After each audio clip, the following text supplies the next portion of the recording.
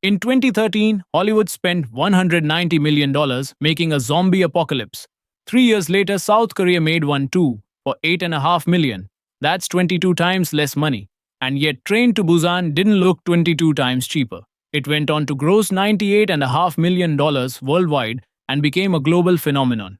So here's the puzzle. How does Korean cinema keep making films that look like Hollywood on 1/10 of the bill? First, let's kill the obvious answer. This is not a story about cheap-looking movies. Parasite was made for about 13.5 billion won, around $11.4 million. And it didn't just compete with Hollywood, it beat Hollywood at its own ceremony. 4 Oscars, including the first Best Picture ever won by a non-English language film. The question isn't whether Korean films are good enough. That's settled. Here's what most coverage gets wrong. We talk about Korean cinema like it's a miracle of talent. It's not a miracle. It's a structure.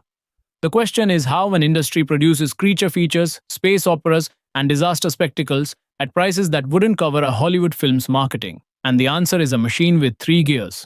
A VFX industry built differently, a star system priced differently, and a government that treats cinema as infrastructure. Put the budgets side by side and the gap looks almost like a typo. Train to Busan, $8.5 million. Exhuma, 14 billion won, about 11 million. Parasite, 11.4. Space Sweepers, an actual space blockbuster with orbital battles and robot arms, 24 billion won, roughly $21 million. That one was regarded as Korea's first space blockbuster, and Netflix launched it worldwide in February 2021. Now the other side of the wall, Gravity, around 100 million. Interstellar, 165. World War Z, 190. And some reports put it as high as 269 after reshoots. And Avatar 2, the roughly $400 million, for the head of Korea's biggest VFX house. Every film on the Korean side of that chart combined cost less than one Avatar sequel. Not less than half, less than 1/8. Cheap would be easy if the films flopped. They don't. Measure every film by what it returns per dollar spent and the chart flips upside down. Parasite returned about 22.6 times its budget in worldwide gross. Train to Busan, about 11.6. The Host, over 8. World War Z, the one with 22 times the budget, returned about 2.8. And 2024 gave us the sharpest data point yet. Exhuma, an $11 million occult thriller, took 115 billion won at the box office with nearly 12 million admissions, an 822% return, the most profitable Korean film of the year, according to a Hankook Ilbo analysis built on Korean Film Council revenue data. And Exhuma wasn't alone. The same analysis found 5 more Korean films from 2024 returning between 336 and 718% on their budgets. And this is routine. The Host drew over 13 million admissions back in 2006, along with The Gods, over 14 million, Train to Busan 11.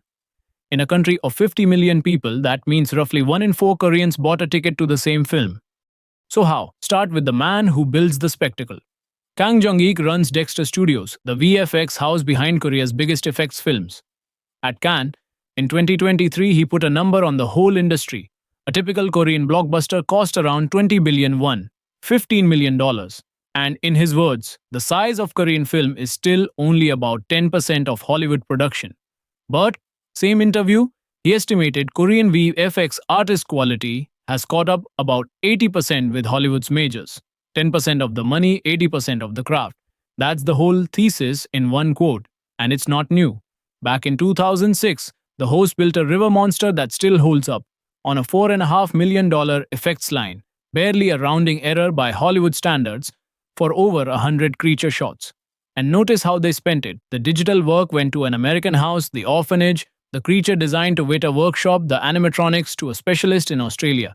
Korea bought exactly the expertise it needed, shot by shot, and kept everything else lean. A decade later, Dexter itself put around 300 artists on, along with The Gods. 2 full films, shot back-to-back for 40 billion won total, under $37 million for the pair. The entire Korean VFX market was valued around $45 million in a 2019 government study. That's the whole national industry, smaller than the effects bill of a single Hollywood tentpole. Now flip the question. If Korea makes it for 10%, what is Hollywood's other 90% buying? A big part of the answer walks on 2 legs. The standard paycheck for a top Hollywood star is about $20 million per film. And the outliers go far beyond. Dwayne Johnson was reportedly paid around $50 million for Red One, 30 upfront plus backend, 50 million. That single reported paycheck is more than the production budgets of Exhuma and Space Sweepers combined. Korean cinema simply doesn't carry that line item at that scale. The second gear is the state. South Korea treats film as infrastructure. There's up to a 10% tax return on VFX production costs, and the Korean Film Council has raised and managed a development fund of roughly $430 million since 2007. For 2026, it doubled its support fund for mid-budget films to 20 billion won. That's about $14.5 million, covering up to 40% of a qualifying film's production cost for films budgeted between 2 and 10 billion won. Read that carefully. The state will pay nearly half the bill for exactly the kind of film this video is about. Cheaper craft, no 9-figure star fees, and a government co-investor. Stack those 3 and 1/10 stops, sounding impossible and start sounding like a business model. Step back and the pattern is one sentence long. Hollywood scales by spending more, Korea scales by wasting less. Same zombies, 1/22nd of the budget. Same space debris, 1/5 to 1/8. Same award stage, and Parasite walked off with Best Picture. Here's the part worth watching now. That Korean Film Council fund doubling kicks in for 2026. Aimed squarely at mid-budget films, the exact tier Hollywood has mostly abandoned. More $10 million Korean films with blockbuster faces are coming. Two honest caveats before you quote these numbers. Currency conversions vary by year and outlet, so the dollar figures are approximate. And figures like Johnson's 50 million or Exhuma's 800% return are trade reporting and analysis, not audited studio accounts. But the shape of the gap is not in dispute. It shows up film after film, year after year, in budgets, in returns, in admissions. So the next time a trailer looks like $200 million, ask the better question. What did the money actually buy? Because somewhere in Seoul, someone made the same shot for 20. If you want the business behind world cinema, the budgets, not just the box office, subscribe. New breakdown every week.